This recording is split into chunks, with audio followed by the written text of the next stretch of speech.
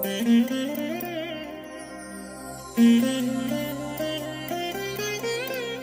దినం పరము నుండి దిగివచ్చు మాట, ఇది నీ జీవితానికి వెలుగుల బాట, నీ ఒడిలో ఉంచబడిన దీవెనల మూట, అద్భుతాల ఆనంద ఊట. మార్చి 6 సంవత్సరమంతా మీరు బైబిల్ చదివి ముగించడానికి ఈరోజు మీరు చదవలసిన లేఖన భాగము ఉదయం ద్వితీయోపదేశకాండం 1 మరియు 2 అధ్యాయములు, సాయంత్రం మార్కు సువార్త 10వ అధ్యాయము 1 నుండి 31వ వచనం వరకు. ప్రభునందు నాకు అత్యంత ప్రియమైన దేవుని బిడ్డలారా, మీ అందరికీ ఈ ఉదయకాల సమయంలో నా ప్రశస్తమైన వందనాలు తెలియజేస్తున్నాను.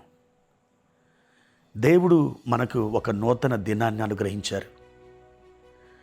నిన్నటి దినాన ఉన్నటువంటి మనుషులు కొన్ని వేలల్లో లేదా లక్షల్లో ఈరోజు కనుమరుగైపోయారు. మనలాగనే నిన్నటి దినాన వారు సజీవంగా ఉన్నారు, మాట్లాడారు, భోజనం చేశారు, చక్కగా తమ స్నేహితులతో మాట్లాడారు, వారు ప్రయాణాలు కూడా చేశారు. కానీ సడన్గా ఏమైందో, ఏం జరిగిందో ఈ లోకాన్ని దాటి వెళ్ళిపోయారు. కానీ మనం సజీవుల లెక్కలో ఉండడానికి దేవుని కృపయే కారణం. నేను చాలా నీతిమంతుణ్ణి, నీతిమంతురాలను, అందుకే నేను బ్రతికాను, అందుకే ప్రభు నన్ను బ్రతికించాడు అని మీరైనా నేనైనా అనుకోవడానికి వీలేదు. ఇది కేవలం దేవుని ప్రశస్తమైన కృప. ఆయన కొరకు మీరు చేయవలసిన పని ఏదో ఉంది, అందుకే ఆయన బ్రతికించుకున్నాడు. తన నామ మహిమార్థమై ఒక సాక్షిగా ఈ దినాన మనల్ని నిలబెట్టాడు. అందుకొరకు దేవునికి కృతజ్ఞతాస్తుతులు చెల్లించారా? లేకపోతే ఈ మాటలు, ఈ ధ్యానం అయిపోయిన తర్వాత మీరు దేవునికి కొద్ది నిమిషాలు కృతజ్ఞతాస్తుతులు చెల్లించండి. మనం వెండి బంగారాలు, వజ్రాలు, వైడూర్యాలు, సూర్యకాంత మణులు, మాణిక్యాలు, గోమేధికాలు ఎన్ని ఇచ్చినా మనం దేవునికి రుణపడే ఉంటాం. కానీ హృదయపూర్వకంగా దేవునికి నీవు నీ స్తుతులను అర్పించినప్పుడు వాటిని ప్రీతితో ఆయన స్వీకరిస్తాడు. ఆయనకి కృతజ్ఞత అంటే చాలా ఇష్టం. ప్రియ దేవుని బిడ్డలారా, ఈ ఉదయకాల సమయంలో ప్రభువారు ఇచ్చినటువంటి ఒక వాక్యాన్ని మనం చదువుకుందాం. మార్కు సువార్త 1వ అధ్యాయము 40-41 వచనాలు చదువుకుందాం. ఒక కుష్ఠరోగి ఆయన యొద్దకు వచ్చి ఆయన ఎదుట మోకాళ్ళూని, నీకిష్టమైతే నన్ను శుద్ధినిగా చేయగలవని ఆయనతో చెప్పి ఆయనను వేడుకొనగా, ఆయన కనికరపడి చెయ్యి చాపి వానిని ముట్టి, నాకిష్టమే, నీవు శుద్ధుడో కమ్మని వానితో చెప్పాను. అవును దేవుని బిడ్డలారా, ఈ చరిత్రలో యేసు ప్రభు వారి దగ్గర అద్భుతంగా బాగుపడిన ఈ కుష్ఠరోగి ప్రభు దగ్గరికి వచ్చి ఎంతగా అర్థిస్తున్నాడు ఒకసారి మీరు చూడండి. అతడు మోకాళ్ళుని ప్రభుని అడుగుతున్నాడు.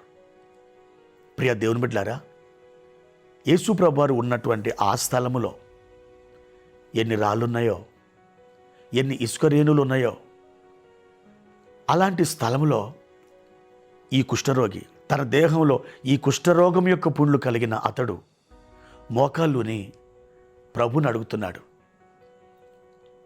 ఆ గాయాలకి ఎంత తీవ్రమైన నొప్పి కలిగిందో, అయినా ఆ బాధనంతా తన పంటి బిగువున బిగబట్టి ప్రభుని అడుగుతున్నారు. నా బాధ కంటే నా ప్రభు దగ్గర వినయముతో, భయభక్తులతో ఉండడమే నాకు శ్రేష్టమైనదని ఆ కుష్ఠరోగి అనుకున్నాడు.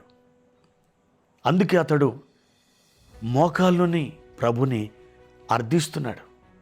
ప్రభువా, నీకిష్టమైతే నన్ను శుద్ధినిగా నువ్వు చేయగలవు అంటూ అతడు ప్రభువుని బతిమాలుకుంటున్నాడు. అవును నా ప్రియమైన దేవుని బిడ్డలారా, నీ దేవుడు నీ యందు లక్ష్యముంచాడు. నీ ఎడల ఆయన కనికరపడుతున్నాడు. నీవు ఆయన దగ్గర మొర్రపెట్టినట్లయితే నీవు ఆయన దగ్గర ప్రార్థించినట్లయితే ఆయన నిన్ను బాగు చేస్తాడు, ఆయన నిన్ను స్వస్థపరుస్తాడు. ఆ కుష్ఠరోగితో యేసుప్రభు వారు ఏమన్నారు? నాకు ఇష్టమే, నువ్వు శుద్ధుడో కమ్ము అని ఆయన వారిని ముట్టి వారిని స్వస్థపరిచారు. ప్రియ దేవుని బిడ్డ, ఏ వ్యాధి నీ శరీరాన్ని బాధిస్తుంది, ఏ రోగము నిన్ను భయాందోళనకు గురి చేస్తుంది, ఏ నొప్పి నిన్ను అల్లాడింపజేస్తుంది, ఇక నేను బాగుపడనా, నాకు స్వస్థత జరగదా, నన్ను ఎవరు బాగు చేయలేరా, ఈ వ్యాధి ఇంకా నా శరీరంలో ముదిరిపోయి నేను మరణానికి దగ్గరైపోతానా, మరణము ద్వారా ఈ లోకంలో నేను లేకుండా ఈ లోకాన్ని దాటి వెళతానా, ఏ విధమైన ఆలోచనలతో మీరున్నారు? యేసు ప్రభువారు ఒక మాట చెప్తున్నారు, నా బిడ్డ నాకు ఇష్టమే, నువ్వు బాగుపడు.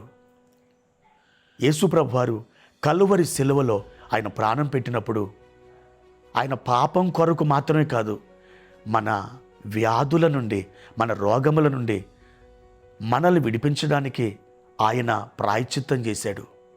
సిలువలో ఆయన మన కోసం గాయపరచబడ్డాడు. ఆయన పొందిన దెబ్బలు, ఆయన అనుభవించినటువంటి ఆ గాయాలు మనకి స్వస్థతను కలిగిస్తున్నాయి. కాబట్టి యేసు ప్రభు తట్టు తిరిగి, ప్రభువా నీవు పొందిన గాయముల చేత నన్ను ఇప్పుడు ఈ దినమున స్వస్థపరచుమని మీరు ప్రార్థించినట్లయితే, మీ మనసులో కలిగిన గాయములే కావచ్చు, మీ ఆత్మలో తీవ్రంగా గాయపడిన అనుభవాలే కావచ్చు, మీ శరీరంలో ఉన్నటువంటి ఆయా విధములైన రోగాలు, బలహీనతలే కావచ్చు, అవన్నీ కూడా ప్రభు యొక్క శిలువలో ఆయన చేసిన ఆ ప్రాయశ్చిత్తం ద్వారా మీకు స్వస్థత కలుగుతుంది. ఈరోజే ఆయన వైపు తిరిగి దీన మనసుతో మీరు బతిమాలుకోండి, ప్రభు మీకు మేలు చేస్తారు. అట్టి కార్యం మీరు పొందుకుందురుగాక. ప్రార్థన. ప్రేమ కలిగిన తండ్రి, పరిశుద్ధుడా, ఈ ఉదయకాల సమయంలో మీకు వందనాలు చెల్లిస్తున్నాం. మా ప్రియుడా, ఈ సమయంలో మా ప్రియులను ఒక్కసారి మీరు జ్ఞాపకం చేసుకునండి. ఎవరు ఏ విధమైనటువంటి గాయాలతో ఉన్నారో, తమ తమ శరీరములలో ఏ వ్యాధులనైతే, ఏ రోగములనైతే వారు భరిస్తున్నారో, తండ్రి సిలువలో మీరు జరిగించిన ప్రాయశ్చిత్తం ద్వారా వారి పాప క్షమాపణతో పాటు రోగముల నుండి స్వస్థత, సాతాను బంధకాల నుండి విడుదల మీ బిడ్డలకు దయచేయమని యేసు నామములో ఈ ప్రార్థన అడుగుచున్నాను తండ్రి. ఆమేన్.